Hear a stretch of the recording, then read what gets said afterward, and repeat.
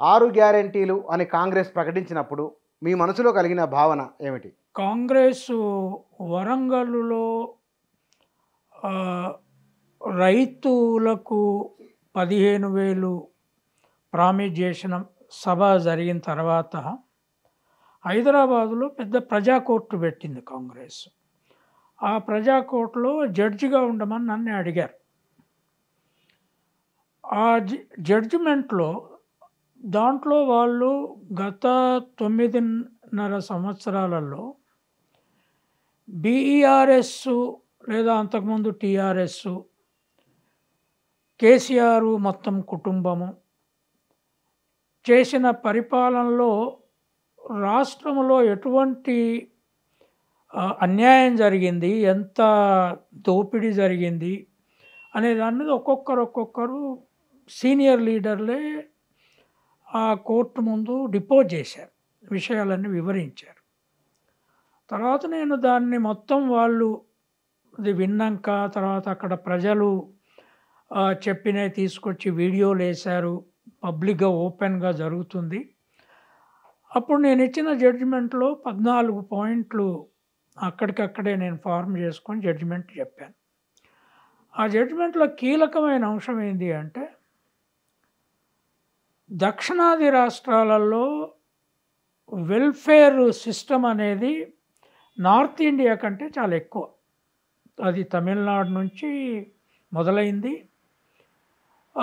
ఇప్పుడు ఆంధ్రప్రదేశ్లో జగన్ వచ్చిన తర్వాత దాని అకౌంట్లలోకి డబ్బులు మార్చడం అనే ప్రక్రియ ఆంధ్రప్రదేశ్లో ఇప్పుడు కాంగ్రెస్ కంటే ముందు ఆంధ్రప్రదేశ్లో హైయెస్ట్ ఉన్నది.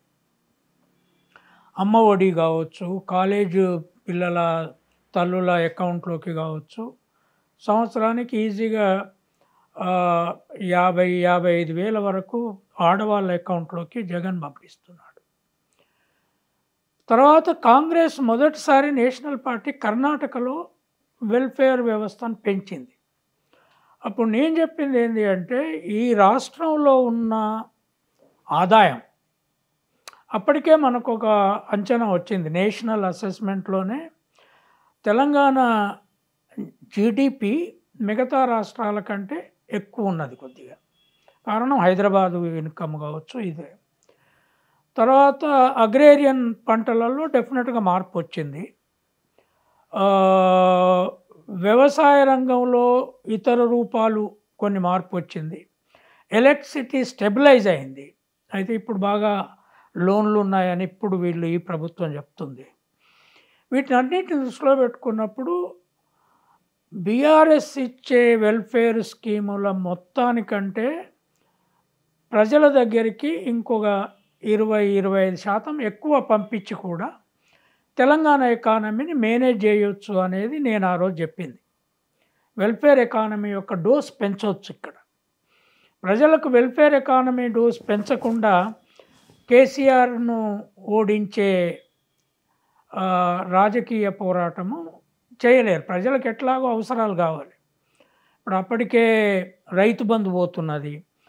సరే, దళిత బంధు ఫెయిల్ అయిన ప్రోగ్రాం, 10 లక్షలు ఇవ్వడం అనేది అక్కడో ఇక్కడో ఫ్యామిలీకి ఇచ్చి ఫెయిల్ అయింది.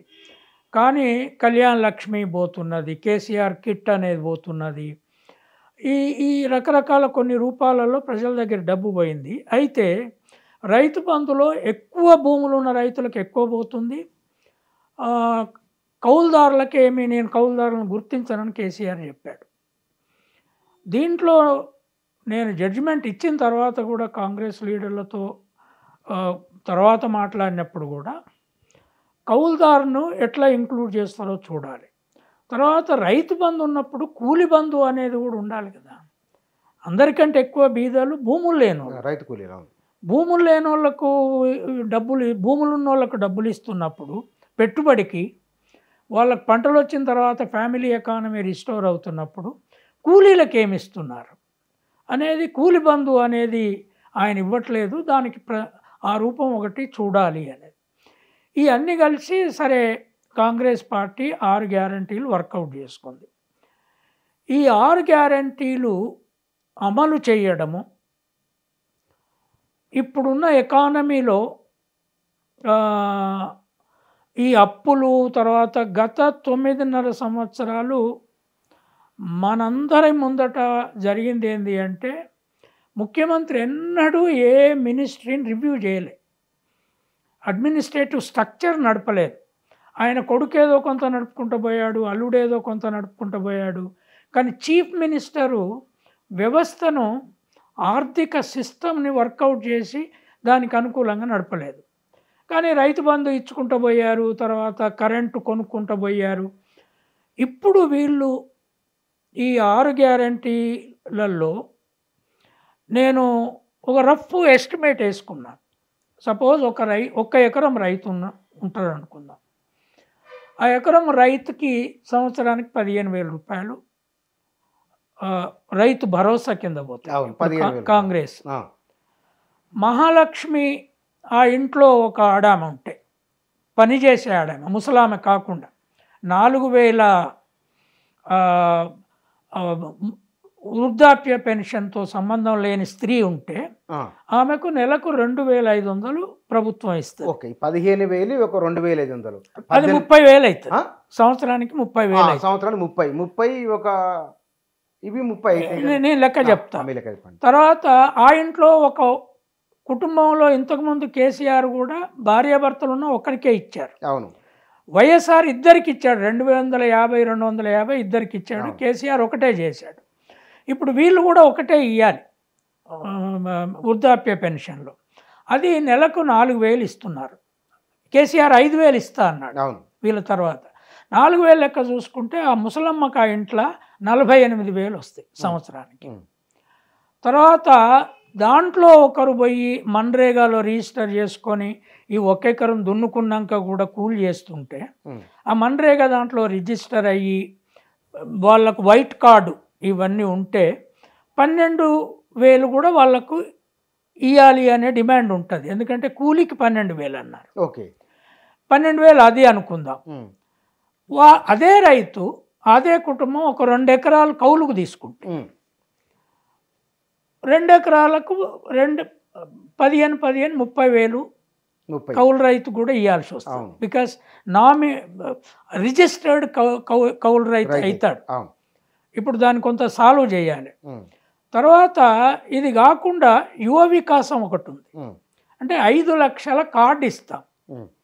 దీన్ని ప్రభుత్వం రూల్స్ ఫ్రేమ్ చేయాలి. రూల్స్ ఫ్రేమ్ చేస్తే అంటే ఏంటి, ఈ 5 ఏళ్ల లోపల 5 లక్షలు ఆ యువకునికి ముట్టేటట్టు చూస్తారా అనేది ఇంపార్టెంట్. న్యాచురల్గా 5 ఏళ్ల లోపలనే, అంటే ఆ యువకుడు ఇప్పటి నుంచి లెక్కలు తీసిన తర్వాత గ్రాడ్యుయేటో పోస్ట్ గ్రాడ్యుయేటో అయ్యి నిరుద్యోగంగా ఉంటే ఒక సంవత్సరానికి 1,25,000 రూపాయలు అతనికి ముట్ట చెప్పాల్సి వస్తుంది వివిధ రూపాల్లో.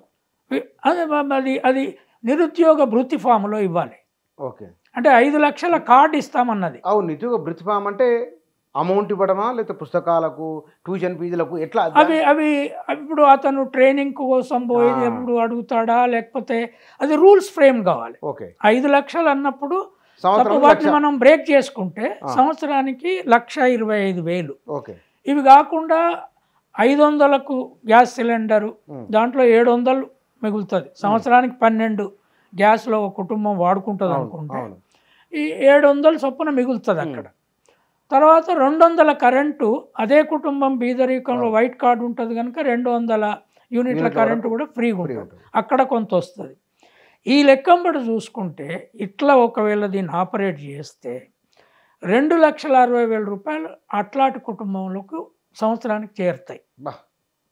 2.5 lakhs 2.60 2,60,000 రూపాయలు చేరాలి ప్రతి ఏటా. అంటే వాళ్ళు 2 ఎకరాలకి మనం ఎకరానికి వేసుకున్నాం, లేదు ఎకరం వాళ్ళది, 2 ఎకరాలు కౌలుకు చేసి అట్లా చేయొచ్చు. ఎకరం ఉన్నోళ్ళు 2 ఎకరాలు కౌలుకు చేసుకోవచ్చు. మనం విలేజ్ చూద్దాం, నువ్వు నేను గ్రామంలో కూర్చొని మాట్లాడుకుంటున్నాం.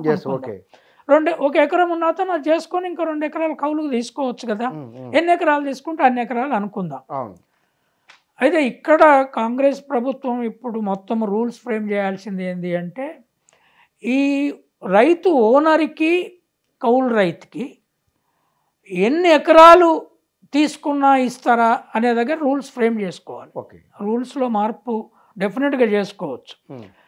ఇది అయితే ఇప్పుడు ఆర్థిక వ్యవస్థలు ఏమంటున్నారు, ఇంతకుముందు తెలుగుదేశంతో ఉన్నవాళ్ళు, అక్కడ బీజేపీ ఆర్థిక వ్యవస్థలో ఉన్నవాళ్ళు, బీజేపీ వాళ్ళు ఈ ఎన్నికల్లో కాంగ్రెస్ ఇచ్చిన గ్యారంటీలు అటు పెట్టు, టీఆర్ఎస్ ఇచ్చిన గ్యారంటీల లాంటి జోలికి కూడా పోలే. వాళ్ళు ఏమైనా బీసీ ముఖ్యమంత్రిని చేస్తాం, తర్వాత 400కు గ్యాస్ ఇస్తాం, ఇవి 2-3 చెప్పిండ్రు. మిగతాయి మోడీ ఇచ్చే సంవత్సరానికి 6,000 అవి ఇస్తాం అనే తప్ప ఇంకా వాళ్ళు ఏం గ్యారంటీలు లేవు. ఎందుకంటే వాళ్ళు వ్యవసాయ రంగానికి వెల్ఫేర్ను ఎక్స్టెండ్ చేయడానికి వాళ్ళు వ్యతిరేకం. వాళ్ళు కాంట్రాక్ట్ ఎకానమీకి బడ్జెట్ నుంచి డబ్బు ఇస్తారు. అంబానీ, ఆదాని వీళ్ళకు రోడ్లు కట్టమని, ఎయిర్పోర్ట్లు కట్టమని, తర్వాత పోర్ట్లు కట్టమని, ఇవన్నిటికీ డబ్బులు ఇచ్చి వాళ్లకు. అయితే నేననేది ఏంటి అంటే, ఇప్పుడు మొదటిసారి ఒక జాతీయ కాంగ్రెస్ పార్టీ ఇక్కడ అన్ని రాష్ట్రాల కంటే ఎక్కువ వెల్ఫేర్ ఎక్స్పెరిమెంట్ చేస్తున్నది. దీనికి ఇప్పుడు ఈ ప్రభుత్వం మీద, రేవంత్ రెడ్డి గారి ప్రభుత్వం మీద దీనికి రూల్స్ ఫ్రేమ్ చేయడము, జాతికే ఒక మోడల్గా ఈ వెల్ఫేర్ను అమలు చేయడం అనేది వాళ్ళ మీద ఒక పెద్ద బాధ్యత ఉన్నది. స్మాల్ బాధ్యత కాదు. నేషనల్ పార్టీ కదా, ఇది రీజనల్ పార్టీ అయితే అక్కడికి ఫెయిల్ అవుతారు, లేకపోతే సక్సెస్ నెక్స్ట్ టైం తీసేస్తారు. కానీ ఇక్కడ ఏమైంది అనేది, ఇక్కడ కర్ణాటకలో ఏమైంది అనేది రేపు ఢిల్లీ పార్టీకి కూడా చుట్టుకుంటుంది.